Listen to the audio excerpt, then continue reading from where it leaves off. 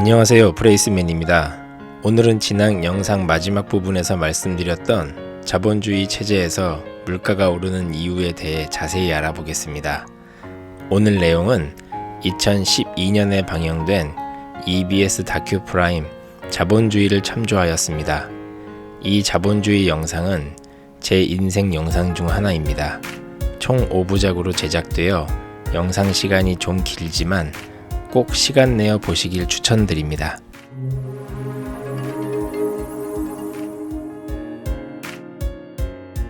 일반적으로 자본주의 체제에서 물가가 오르는 이유는 돈의 양이 기하급수적으로 늘어나기 때문입니다. 대한민국뿐만 아니라 전 세계적으로 통화량의 증가와 물가의 상승은 엄청난 상관관계를 보이며 동반 상승하고 있습니다. 이렇게 중앙은행은 돈을 계속 찍어내는데 왜 그 돈이 나한테는 돌아오지 않는 걸까요? 그리고 중앙은행과 시중은행은 어떤 원리로 이렇게 많은 돈을 찍어내는 걸까요?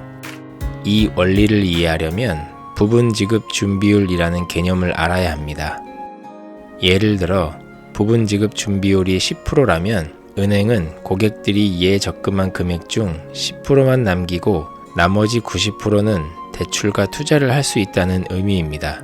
즉 A씨가 은행에 100원을 적금하면 은행은 10%만 남기고 나머지 90원은 B씨에게 대출해 줄 수 있다는 겁니다.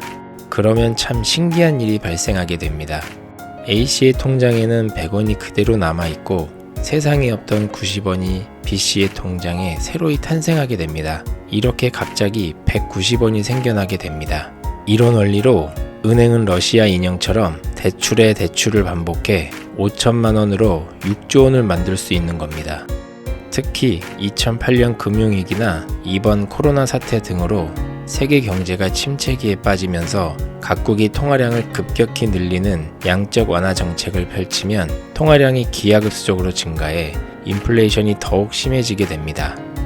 이런 이유로 단순히 저축만 하면 통화 가치가 점점 떨어지기 때문에 우리는 자본주의 사회의 패배자가 됩니다. 하지만 우리 대부분은 어릴 때부터 열심히 공부해서 좋은 대학에 가고 좋은 직장에 취직해 빚지지 말고 열심히 잘 저축해서 행복하게 잘 살라고만 듣고 자랐지 자본주의 사회를 잘 사는 제대로 된 방법을 배운 적은 없습니다.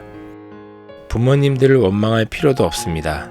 왜냐하면 우리의 대부분의 부모님들 역시 열심히 일하고 알뜰히 저축하며 살라고 배웠기 때문에 자식인 우리들에게 그렇게 알려주신 것이고 우리의 선생님들도 같은 방식으로 우리에게 알려주실 수밖에 없었던 겁니다. 졸업 후 본격적으로 경제활동을 시작한 이후 자본주의 시대에 살면서 자본주의가 돌아가는 시스템에 대해 전혀 모르고 지냈으니 수입은 점점 늘어나도 삶은 변하지 않고 오히려 점점 힘들어지는 기이한 경험을 하면서 내가 돈을 위해 일하는 것이 아니라 돈이 나를 위해 일하는 시스템을 만들어 보기로 결심하였습니다.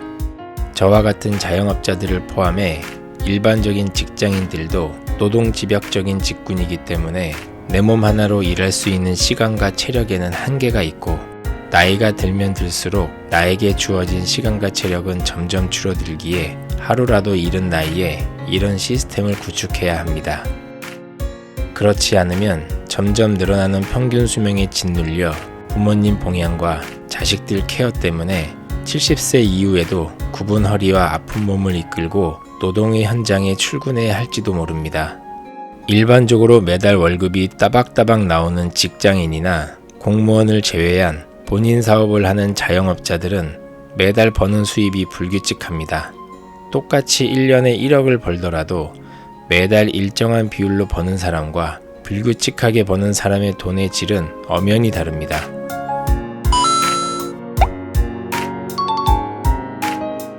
수입이 비정규적인 사람은 자산을 정규적인 수입 자산으로 옮기는 작업을 하루라도 빨리 시작해야 한다. 연예인, 강사, 학원 교육자, 시즌이 있는 사업체 소유자, 운동선수, 개원이처럼 수입이 일정하지 않은 직업을 가진 사람들이 여기에 속한다. 이런 사람들은 필히 자신의 수입이 생기는 대로 일정한 소득이 나올 수 있는 부동산이나 배당을 주는 우량 주식을 사서 소득을 옮겨 놓아야 한다.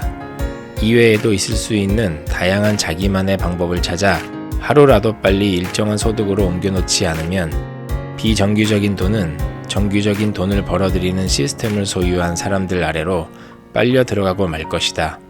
정규적인 돈과 비정규적인 돈이 싸우면 언제든 정규적인 돈이 이기기 때문이다. 현재 근로소득을 제외하고 부동산에서 매달 임대료를 받고 있거나 주식의 배당을 받고 있거나 개인연금을 충분히 들어놨거나 예금이 많아 거기서 나오는 이자 수익이 많다면 괜찮겠지만 만일 해당 사항이 없다면 당장 확인해야 할 것이 있습니다. 녹색창에서 통합연금 포털을 검색해 로그인하면 본인이 몇 세부터 몇 세까지 얼마의 연금을 받는지 상세하게 그래프로 알려줍니다. 여기에는 국민연금을 포함해 개인연금, 퇴직연금, 주택연금 등이 모두 합산해서 나옵니다.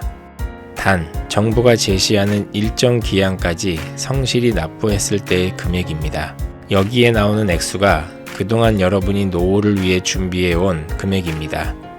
저 역시 마찬가지였지만 여러분 대부분은 큰 충격을 받으실 겁니다. 그보다 더 슬픈 소식이 있습니다. 국민연금의 예상 고갈 시기가 매년 조사 때마다 앞당겨지고 있습니다. 대기업 마케팅의 작품이었던 워라벨, 욜로족의 프레임에 갇혀 적당히 즐기며 어떻게 되겠지라는 막연한 생각으로 살아서는 안 됩니다.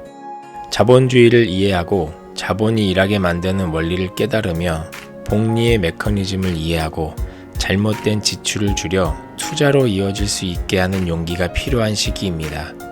우리나라에는 광복절이 있고 미국에는 독립기념일이 있듯이 스노우폭스그룹 김승우 회장은 자본소득이 근로소득을 넘긴 날을 개인 독립기념일이라고 칭했다고 합니다.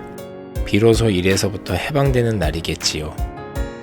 돈의 속성에 나오는 구절로 오늘 영상을 마무리하려고 합니다.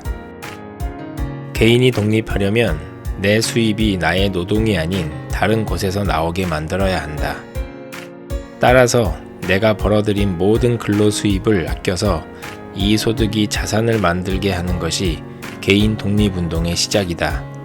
내가 아직 독립하지 않았다면 모든 소득은 자산을 만드는 데 사용해야 한다. 소득의 대부분을 자산이 아닌 소비재에 사용하는 사람들은 평생 독립을 이루지 못한다.